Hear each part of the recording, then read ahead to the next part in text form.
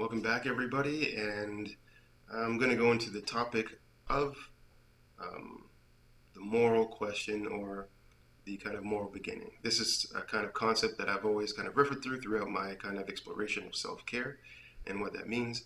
And recently, I've come across some research that kind of points to a little bit more to that story, and that is exactly it.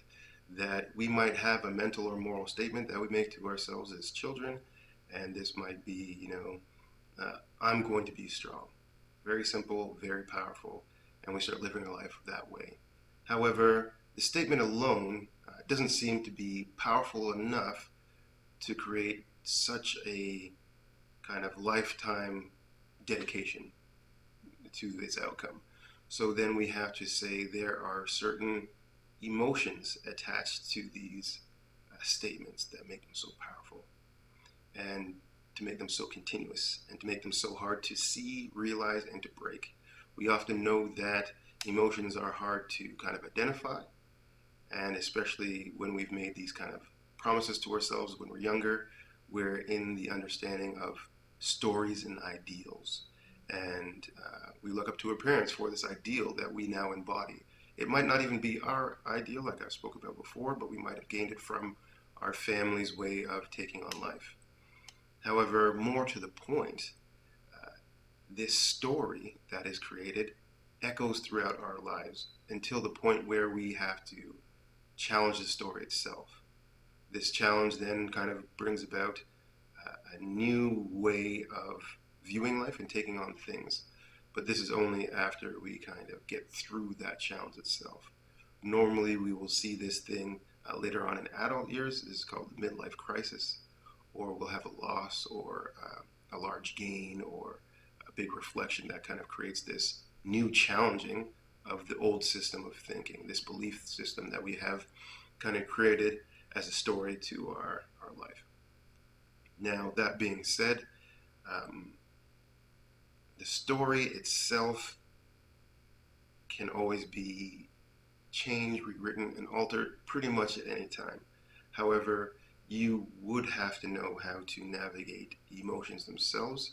You would have to be able to reflect on previous situations and see kind of how your interaction in that situation caused the outcome.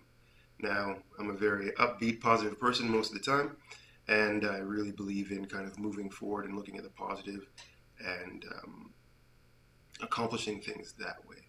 However, it is mainly in the reflection or the statement of, you know what, I was the cause of the problem, because if I am the cause of the problem, this means I can change lots of things about it. If that problem had absolutely nothing to do with me, then I can't change anything about it.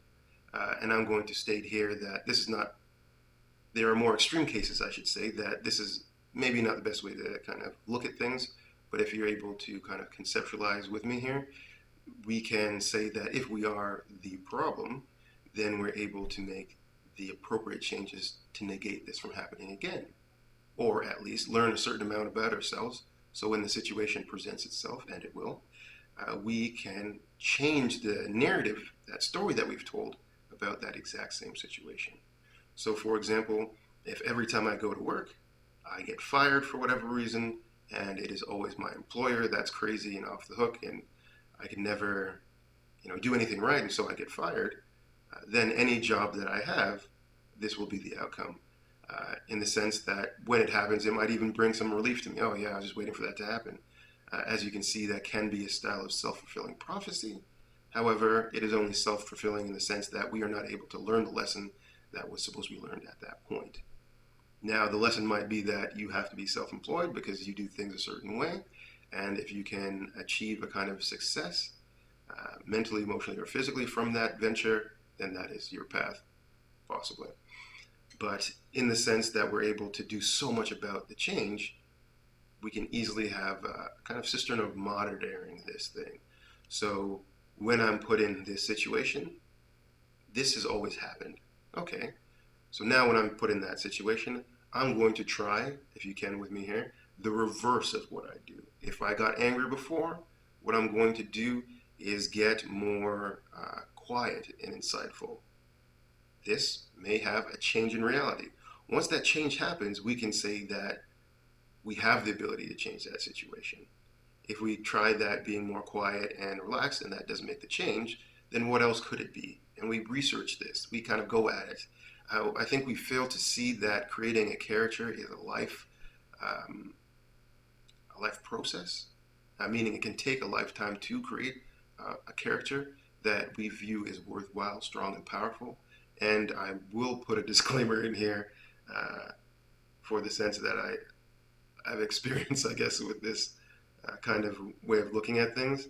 And the bigger the ideal that you want to embody is the harder the challenge. The more you're going to be pressed to search within yourself, research, find out things that are fascinating to kind of tease out this kind of quality that's going to bring together that more substantial characteristic in yourself.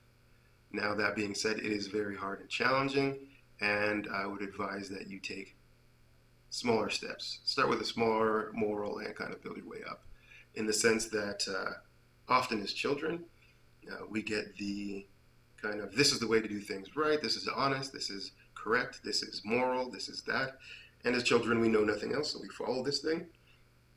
However, there is the big misperception of completely explaining what that is to the child when they become an adult or a teenager or older teenager, a young adult, that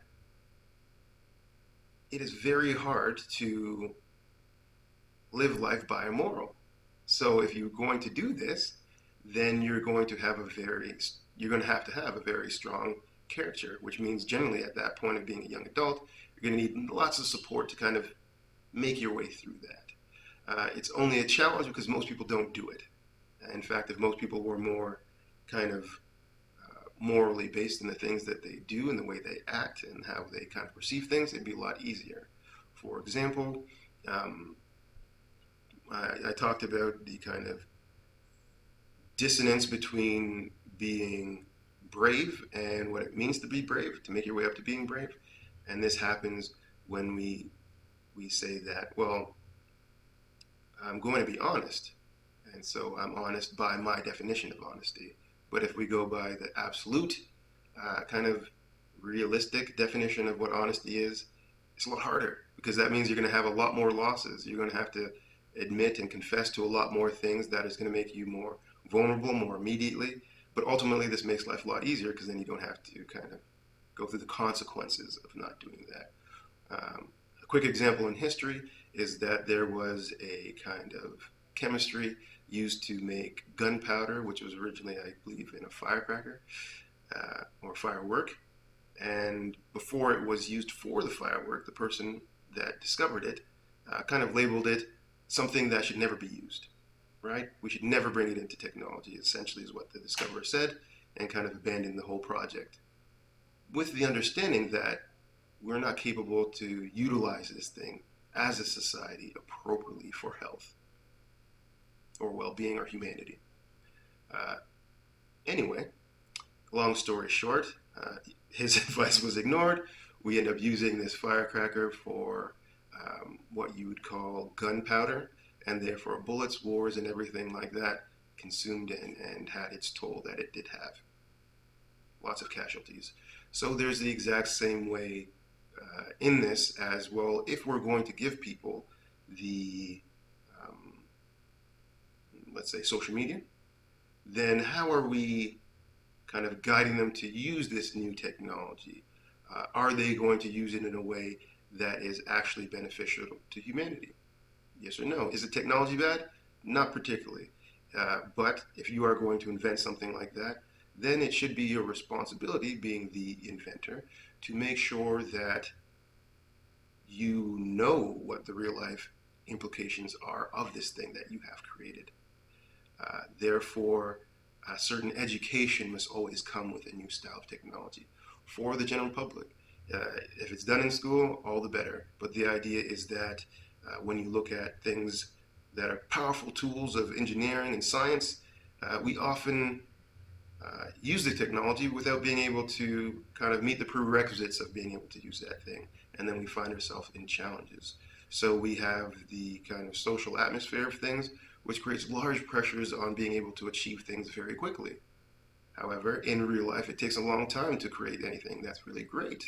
But we glorify only the pinnacle of the iceberg, if you want to call it something. And then we cause what? A whole bunch of social and emotional disharmony. Yep. And not on top of that, we've also lost the skills that are used to combat something that kind of devastating to those realms of health.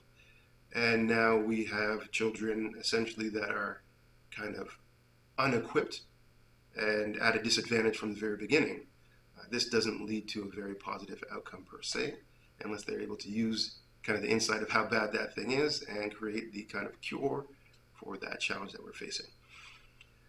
However, I'm going to wrap up my conversation there. I'm getting too into it, but ideally, the understanding is that a story is a very powerful thing, and how we curate our own story is also very powerful.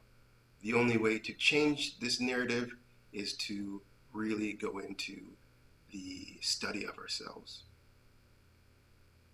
And in that way, bringing to light things that were hidden, in that way, finding that missing piece of the puzzle, in that way, reducing stress, in that way, creating balance, in that way, creating something that's sustainable for everybody.